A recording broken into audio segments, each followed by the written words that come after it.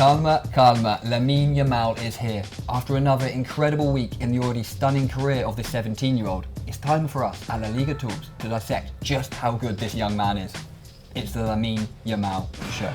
What a week for Lamine Yamal. A historic victory in Europe, beating Bayern Munich in the Champions League. Goes on to score, to become the youngest ever goal scorer in El Clásico. And then, Monday night, youngest ever player to win the Copa Trophy.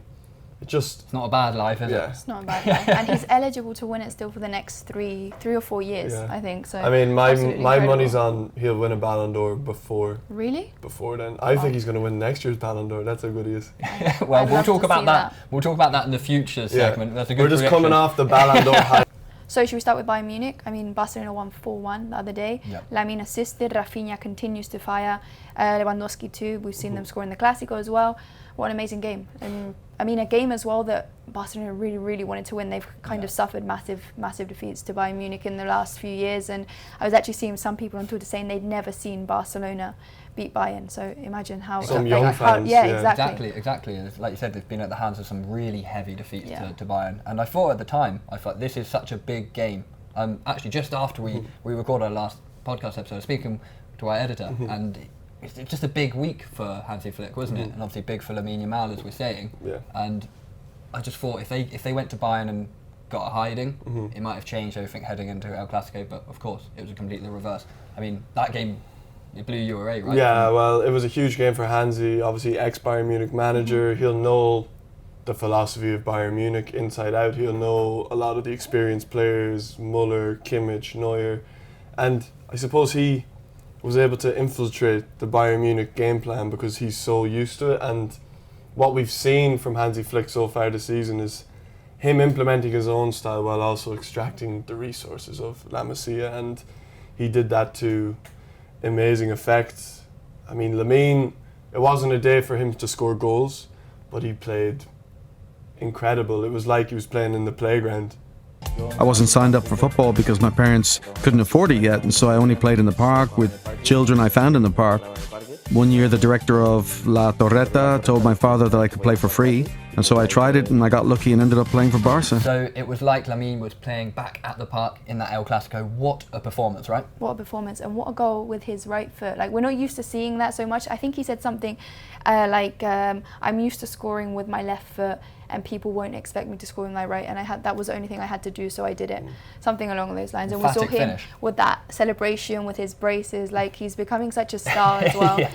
Incredible. Like, he had his braces with some blue and red stars there, so it was really nice to see. And as you were saying there, Carlo, moving into El Clásico, this result against Bayern Munich and the way he's playing just felt it was like the perfect setup, right, for the game coming at the weekend. Yeah, and we also talked about this on last week's episode, that we didn't know we hadn't seen the Barcelona result yet against Bayern. I don't think any of us were expecting that amazing a performance. I suppose the pass for Rafinha's goal was out of this world, and it's something, we know he's a good dribbler, we know he can take on a man, but now he's adding assists, long passing, goals to his game.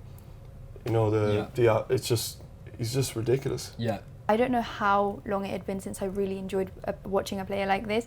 I think Messi is probably the last one where I was really mesmerised by just seeing him on the pitch. The way when he attracts the ball, it's almost like the ball loves being at his feet. It's absolutely incredible. So it is. As you said, it's incredible confidence. It's confidence, and winning is now becoming, they're getting used to winning every game. It's becoming like a rhythm. Yeah. Every game they go into expecting to win, expecting to put 4 or 5 goals past teams, because we've seen the last 3 games, Sevilla 5-1.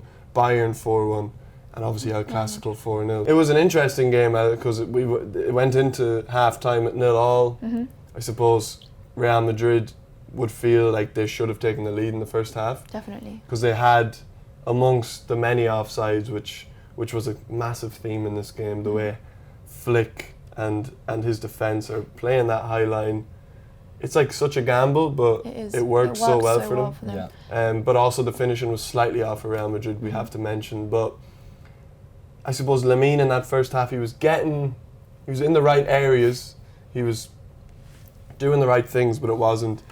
The moments to come were in the second half for Lamine. And yeah, just to have that, the confidence and the charisma to play like that in such a huge game.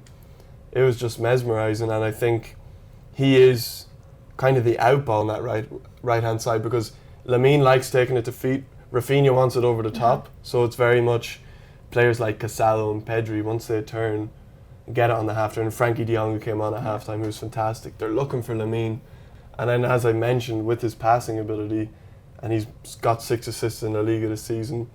You know, he can set up Rafinha, who's running in behind. So it was a perfect performance from Lamine, but also I just think Hansi deserves the credit. Hansi Flick, the way he's got this team playing in such a short time, it's really breathtaking. And he made a really bold move at halftime. I mean, taking Fermin off, he wasn't having the best game, honestly. But bringing Frenkie on, letting Pedri go a bit further up the pitch, I think that was the absolute key for Barcelona to come out and really get those 2 early goals in the second half. You really noticed it when Frenkie de Jong came onto the pitch. Actually, I think he ended that game. He played one half, of course. I think he ended the game with 97% pass. Yeah, and the pass to Darle as well for Lewandowski's second goal. Huge, first time ball. Incredible. We were saying he hasn't had the best season yet. He came and He produced a really good assist. I was just saying, while I was watching the game, I said, Malle needs to do something this game, and then that amazing assist. So this pod's obviously about Barcelona, more specifically Lamine Yamal, but I do think Real Madrid, they're obviously going to be gutted with the nature of the loss, but I think this wasn't as clear cut as it looked to me. I mean, I think Mbappe particularly had just had a bad night. He didn't control his time, his runs the right way. If he had on another night, I think he's through on several occasions. But I would give the merit there to Barcelona, as Oli was saying. Like, Flick has worked that back line so well, and Íñigo Martínez, I think, deserves a mention here. He's kind of just the boss of that back line. He's telling the players when to step forward, when he's kind of the last man. I think it's absolutely incredible. And I mean, Barcelona could have been caught offside. Offside. Mbappe was one offside, but you know what I mean. So yeah, I think it was really good work. Of course, it needs to be said. You're completely right. You will not see many teams play Real Madrid like that this season at the Bernabeu, holding that much of a high line against the players like Mbappe and Vidi. Maybe it's the first time I've seen it this season. Yeah, it's so high up. Yeah, I think Real Madrid were caught offside 11 times. 11 times. Mbappe 8 times in one game. It's incredible. So yeah.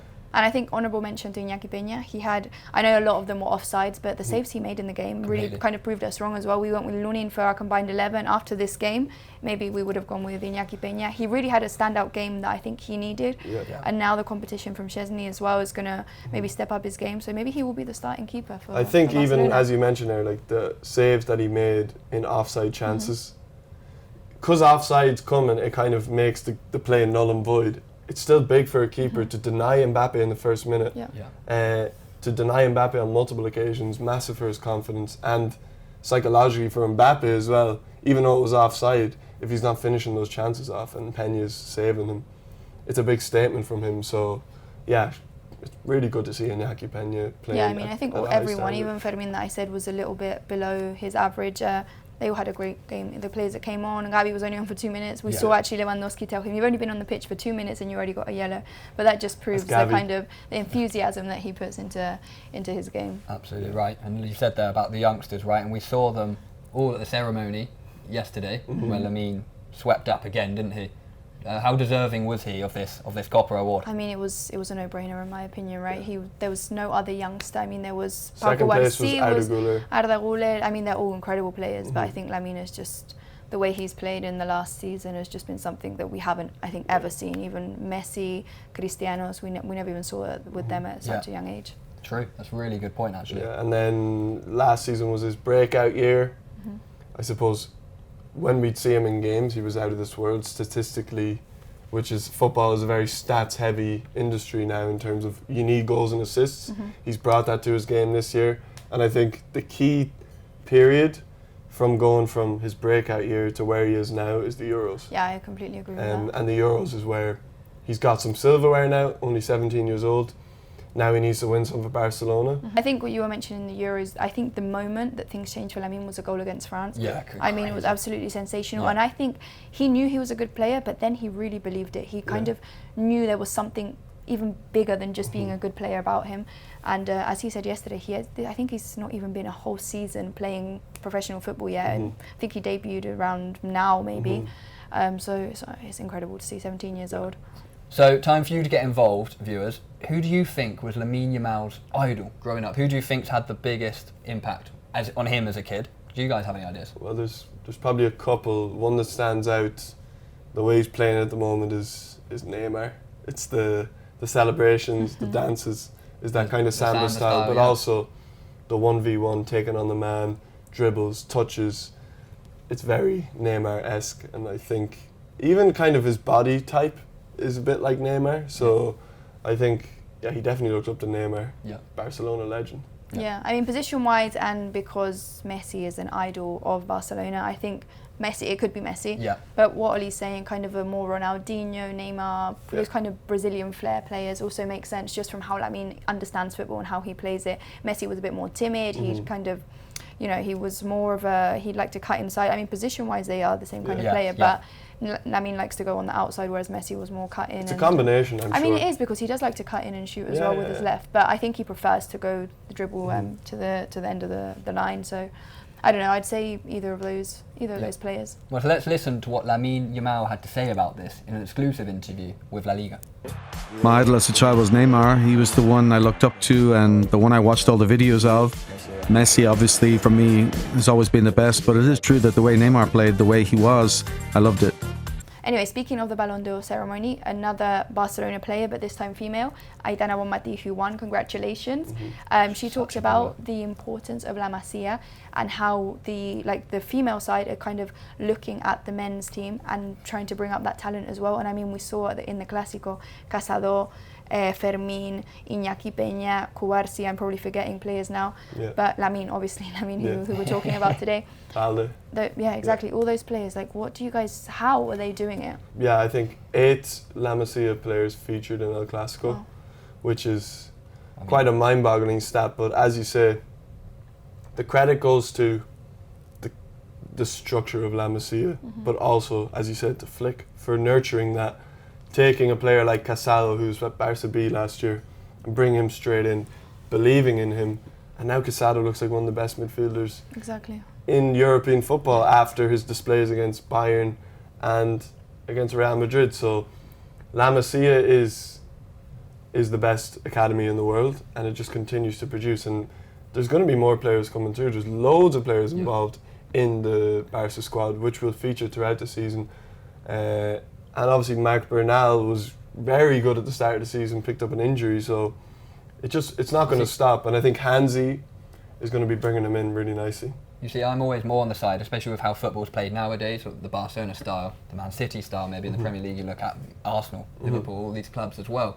That you have, it's not so much about the players anymore, the individual players. For me, personally, at least, it's about the managers, right? The systems they're employing, the philosophy across the whole. Exactly, covering the whole club. Exactly, the culture.